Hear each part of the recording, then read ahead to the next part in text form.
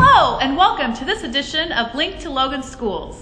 Today we're going to be talking with several members of our Performing Arts Department about all the wonderful opportunities for students at Logansport High School.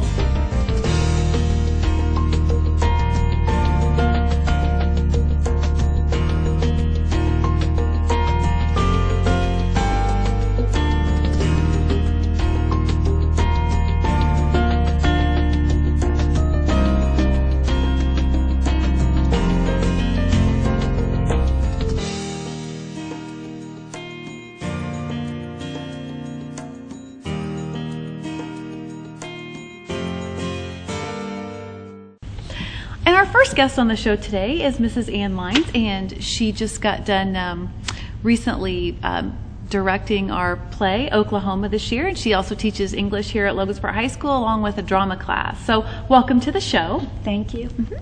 And so you did, as I said, just finish directing Oklahoma, and can you tell us a little bit about that and how it went? Sure.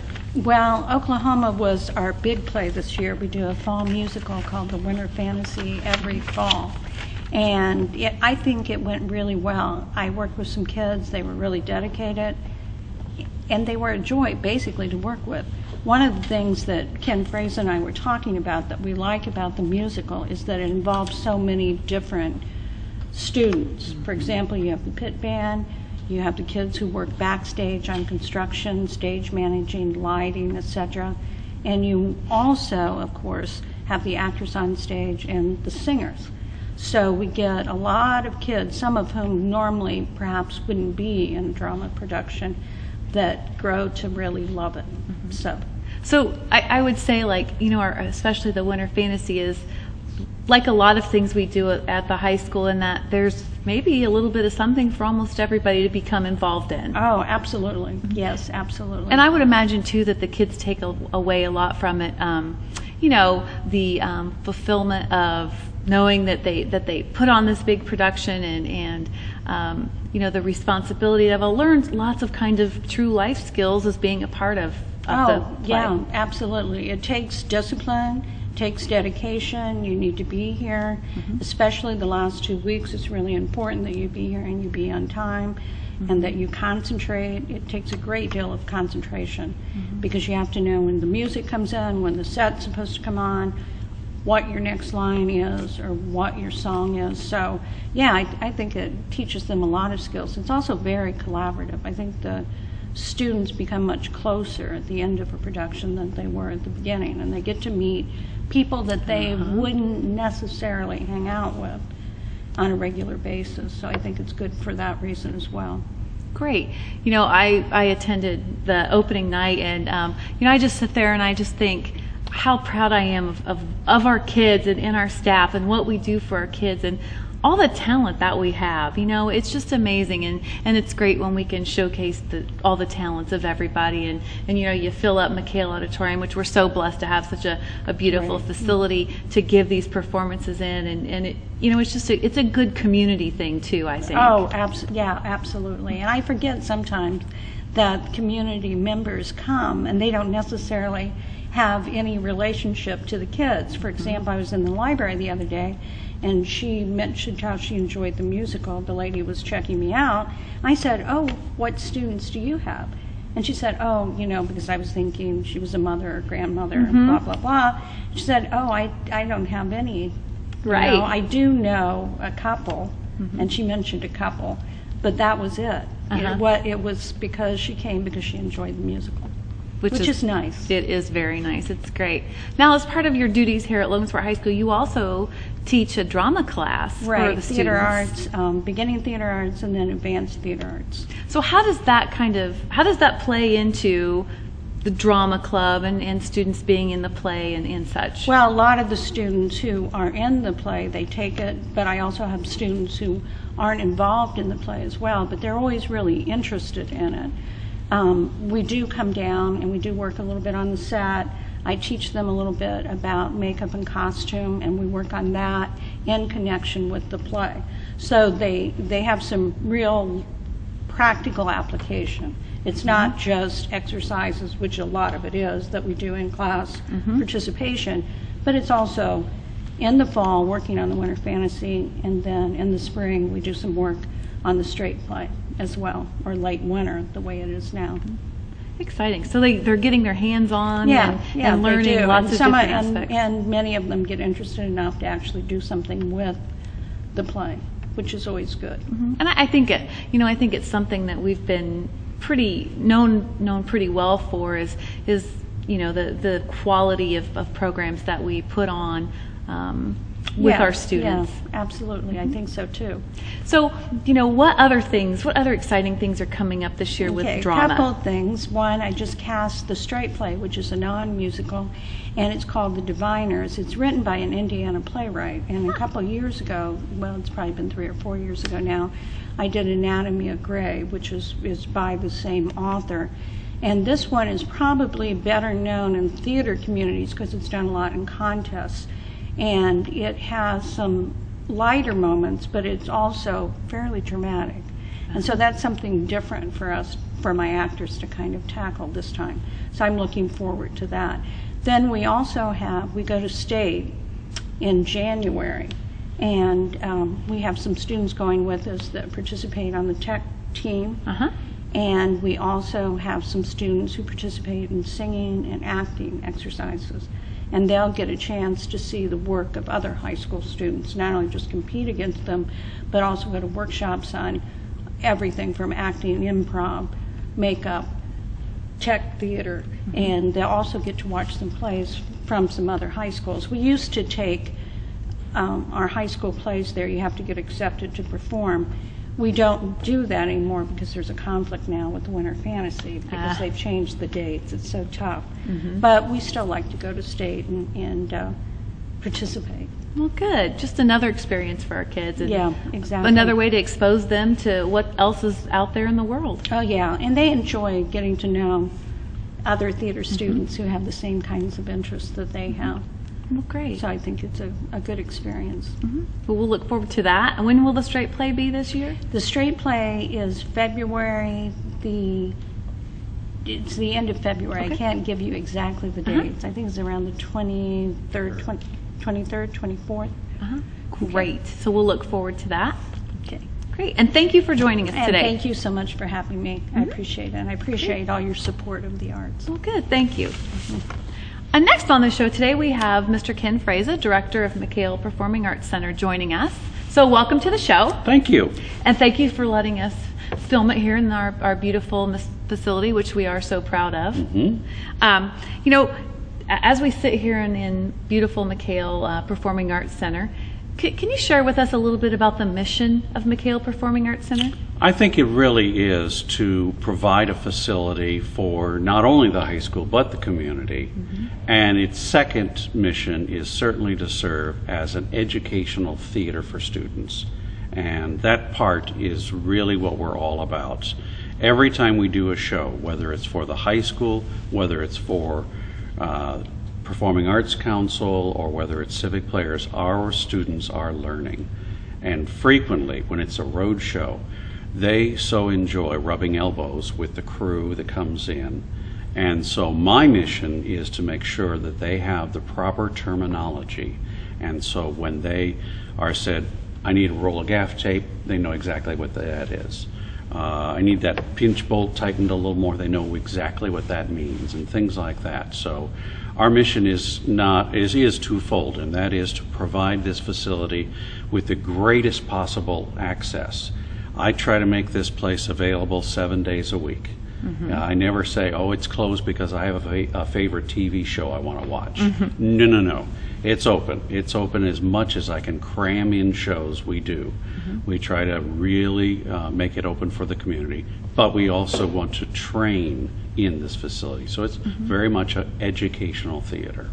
So you've been around Michele Auditorium for a little while. A little while, more than half my life. So Yes. as we talk about that, over the past 36 Yes. years, I believe there have probably been a few changes in technology. Oh yes, oh yes. And so how have you tried to keep up with that and help here in Michele Auditorium make sure we keep up with those times? And our kids, as you said, it's an educational facility too. help our kids keep up with that? That is a challenge because, in a sense, I feel like I'm a pharmacist or a doctor who has to constantly keep up with technology.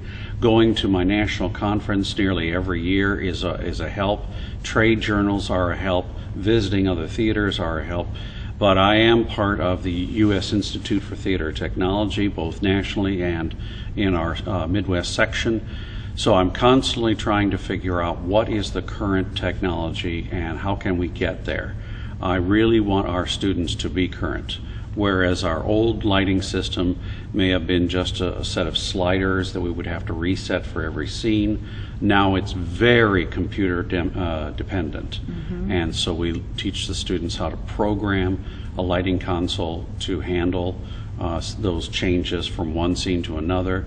Now the consoles are expected to also be able to control moving lights. And as we just added a new one, the programming of those moving lights used to be very cumbersome.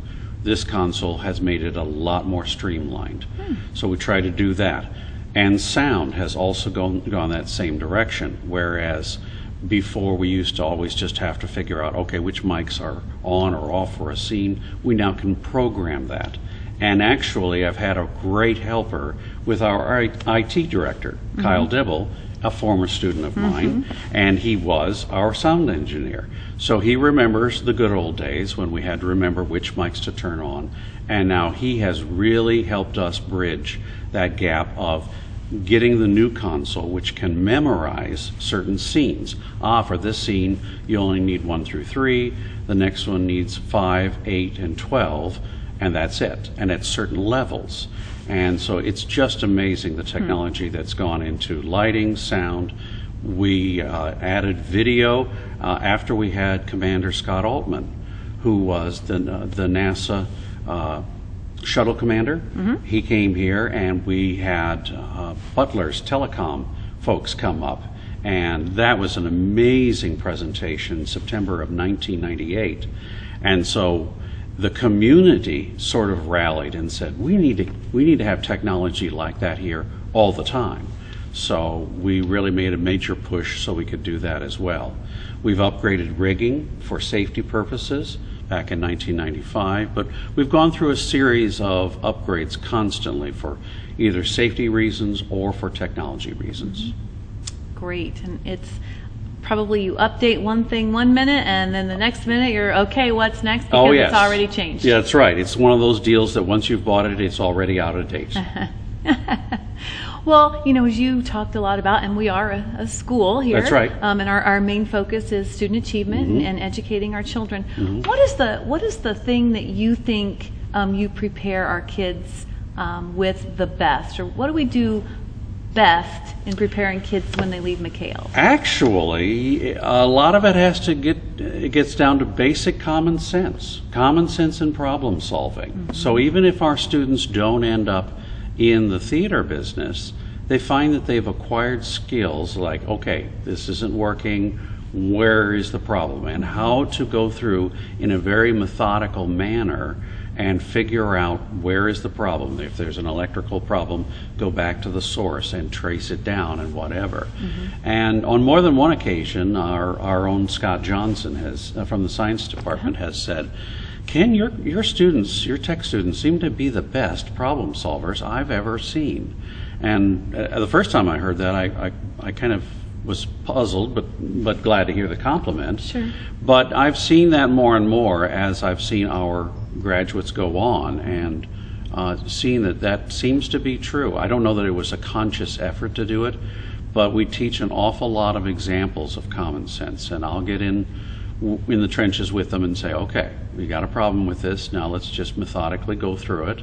And they seem to catch on with endless examples of common sense, and then they kind of take off and run with it. And it's great then when an older student teaches a younger student. That, oh boy, that really warms my heart to see that happen. And that's what we've set up. We've now set up a system whereby upperclassmen will mentor underclassmen. And so while I do a lot of the training in the fall and whatever, we do have this apprenticeship set up. And it is really neat because then A junior will pick a freshman and train them for 2 years, and then they in turn will pick another freshman. So it really works out well. Not sure what's going on behind me, but anyway, that's what we're really intending to do as we pass on knowledge from one generation to another. And that's exciting. And like you said, those are skills that no matter what they do when they leave high school, those are some of those real world skills. Yes, they're universal. That's going to help them no matter what they do. That's right. And it's something we talk about all the time, is making sure our kids have a well-rounded education when they leave us, so that they're successful on their next stage of life, no matter what it is. Yes, practical skills. Absolutely. Great.